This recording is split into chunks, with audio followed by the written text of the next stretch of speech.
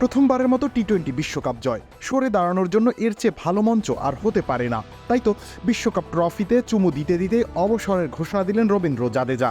বিশ্বজয়ের পরের দিন Instagram post দিয়ে সমর্থকদের জানিয়ে দিলেন নিজের সিদ্ধান্তের কথা।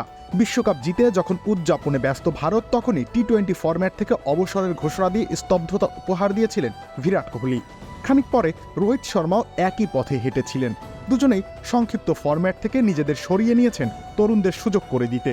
জাদেজা হয়তো সেরকম ভাবনা থেকেই এমন সিদ্ধান্ত নিয়েছেন। নিজের ইনস্টাগ্রাম অ্যাকাউন্টে তিনি লেখেন, কৃতজ্ঞ চিত্তে আমি আন্তর্জাতিক টি-20কে বিদায় জানালাম। গর্বের সাথে ছুটে চলা অটল ঘোড়ার মতো আমি সব সময় আমার দেশের জন্য আমার সেরাটা দিয়েছি। এখন থেকে কেবল বাকি 2 ফরম্যাটে খেলব। এই অলরাউন্ডার আরও বলেন, টি-20 বিশ্বকাপ জেতাটা ছিল স্বপ্ন পূরণের মতো। আমরা টি-20 আন্তর্জাতিক ক্যারিয়ারের সবচেয়ে স্মরণীয় মুহূর্ত পার করছি। ভালোবাসা, চেয়ার্স এবং অনবদ্য সমর্থনের জন্য আপনাদেরকে ধন্যবাদ। জয় হিন্দ। 2024 বিশ্বকাপে অবশ্য এই তারকা সব ম্যাচেই ছিলেন দলের একাদশে, যদিও নিজের সেরা ছন্দে দেখা যায়নি তাকে। ব্যাটিং আর বোলিং 2 বিভাগেই ম্লান ছিলেন তিনি। তবে এতে তার বর্ণাঢ্য এক টি-20 ক্যারিয়ারের আবেদন এতটুকুও হ্রাস পায় না।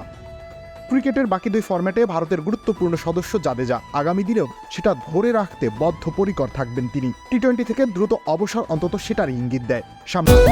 ভিটামিন এ, সি এবং ক্যালসিয়ামে ভরপুর টেস্ট মি, যা রোগ প্রতিরোধে সাহায্য করে। ওরে মজা রে, ওরে হেলদি রে, মজা। বছর চ্যাম্পিয়ন্স ট্রফি রয়েছে, টেস্ট চ্যাম্পিয়নশিপে ট্রফি জেতার সুযোগও পাবেন। সেসব সুযোগ লুফে নিতে চেষ্টার কমতি রাখবেন না নিশ্চয়ই। রবিউল ইসলাম রনি, খেলা 71।